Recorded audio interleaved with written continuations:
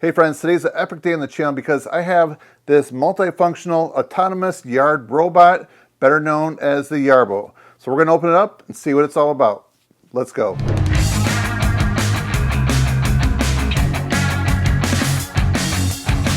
right, we have several boxes right here, so you just want to quickly go through them so that way we can get to the action. I just want to take a minute though to show you the excellent job that Yarbo does in protecting this from shipping, all that foam that surrounds it. This is the data center right here. This is the item that probably takes the longest for the setup, but it is really straightforward. They have really great instructions. This is the rover is what they call it, the universal body. So it's fairly heavy. I think it's over 125 pounds. And while we have the front off of it, you can see inside the electronics, how neatly organized they are. There's a couple speakers. And then inside this box right here, this is the wireless charging station, which is great. You don't have to plug the unit in every time you go to charge it. It just sits on that mat. And then inside here, I think it's really cool. They provide this letter right here, just congratulating you and talking about their vision. And right here is just another example of how well everything is packaged. So clearly labeled, easy to find all the different parts to it. This is the snowblower module that goes on the front. And we're going to take that off and hook it up. And this is what it sounds like for the very first time me running it with the phone app. So during the unboxing process, as I was taking the Yarbo out and all the accessories, I just noticed right away that everything was clearly labeled. You can see these packages, they have everything identified, very clear. And when you look at the instructions, a lot of times instructions can just be a little tedious. These are really well laid out. And there's a lot of things online that you can find, a QR code that you can scan. So each step right there is very simple. So it really didn't take that long at all. So far, I've spent a little bit of time with this in this room right here, driving it around, and hooking up to the app was easy. So let me show you how the turn on procedure looks. So we have this cover right here where the battery goes, that's installed. Then right here is a little tab that you lift up right there. That's where the unit plugs into the battery. So let's first put the battery in here. So then right back here is the power button. It just toggles on real quick. And then just slowly, you can see how this is working. So it's going through the startup procedure and some of the lights are changing. And then I'm gonna hook up the app to my phone. Firmware version outdated. So do I want to update it? Yes. So one thing I noticed, they are doing a lot of updates. So constantly improving this. All right, shows that I'm connected. 44% battery remaining. So pretty soon we're going to go out and hook up this charging station. So I just hit the controller button and you unlock it like that, slide that over. And now, watch this, I'll just, right there's forward, whoop, turn it. I'm lifting up the snowblower so it's not dragging on the carpet down here. There, it's very easy to use. Then it also comes with this controller right here, and that will hook up with this other part so that way I can manually control it this way, and there's some cameras, which I'm going to show you how this looks in just a second. Let's go up by the garage.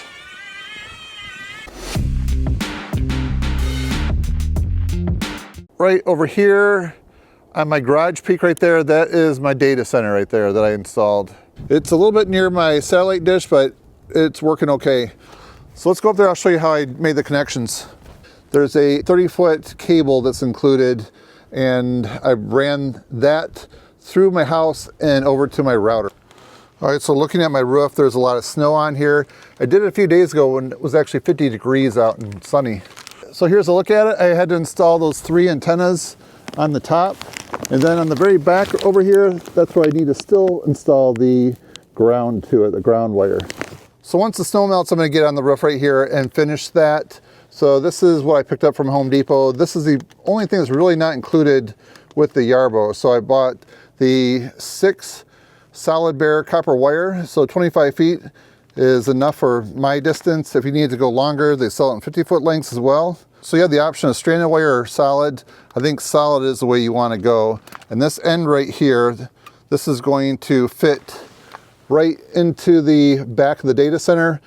And all you need is the number 2 wrench and you can tighten it down.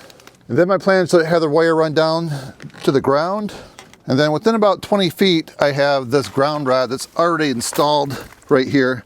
So I purchased this clamp right here in addition to the one that's on there. So I'm going to hook the other end of this on that ground rod. The next thing I'm going to install is the docking center. This requires a nice flat spot, and I ended up having to move it after I initially installed it. So these are the screws that go in the ground.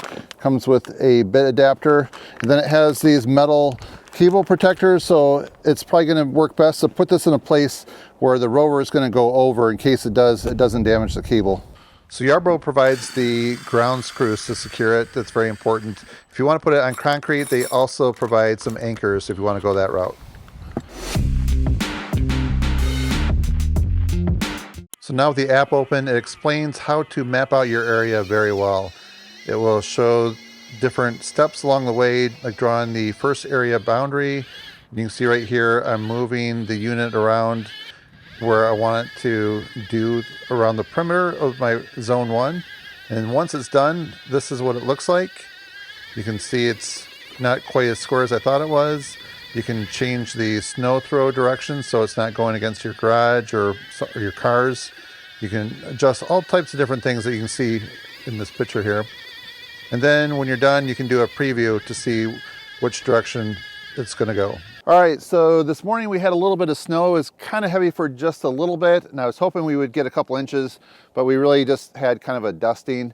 So right now, this is fully charged. I have the Yarbo app open, and last night I was telling my family, all I have to do is push that button right there, and in theory, this should be able to just automatically go and do the work and come back. So I'm not sure if it's going to work yet because I haven't tested it out, but right now we're going to get started and see what it does. So one thing I'm noticing that I may try to change is I'm driving this up on the charging pad, and then when I programmed it to go clear the area back over here, then I have it going this way, turning around. So I think I might be able to reprogram it so it just backs up on there. So that way when we're ready to go, it faces that way. All right, so I'm just gonna stand back here and hit the start now button and see what happens. All right.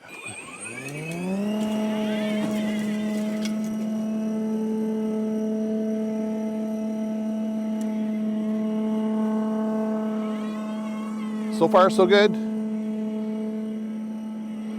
There's some areas right here where my dog had dug up the ground, so I had the Yarbo going around a little bit so it doesn't get stuck.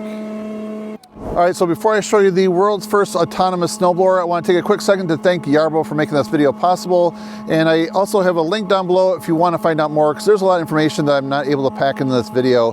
And then this is also, I just want to say, a modular design. So you're going to see me demonstrating a lawnmower with this in April in place of the snowblower. I also have some other attachments too, so stay tuned. All right, so let's get back to the video. So I detected the person, so it's going to time out, but that gives me a chance to move the camera. Well, I'm not sure the camera's in the back work or not for a person. All right, here's the starting point. It should lower down, or lowers it back down after it makes the turns. It lifts it when it's making its pivots.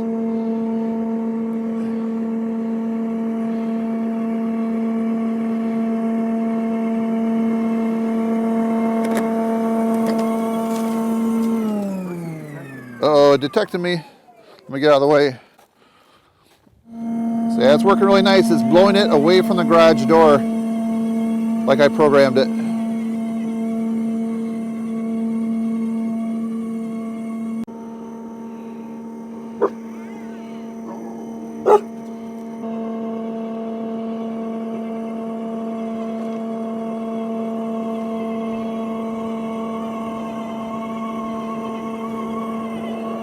So far it's only been about maybe 13 minutes, and it has everything pretty much, the majority of it done. Just cruising right along. I do have it on the highest speed. See how it's turning the chute.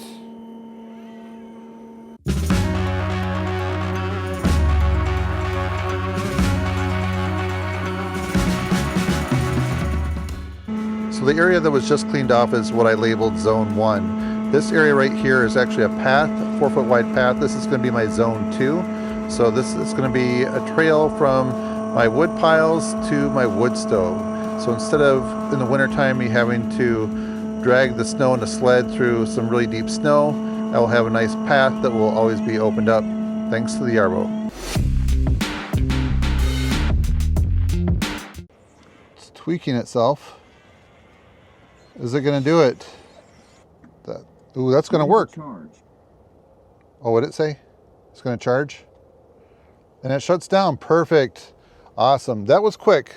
So it's really nice to have those results where you can just flip the button and it'll go do the work. What do you think, Oakley?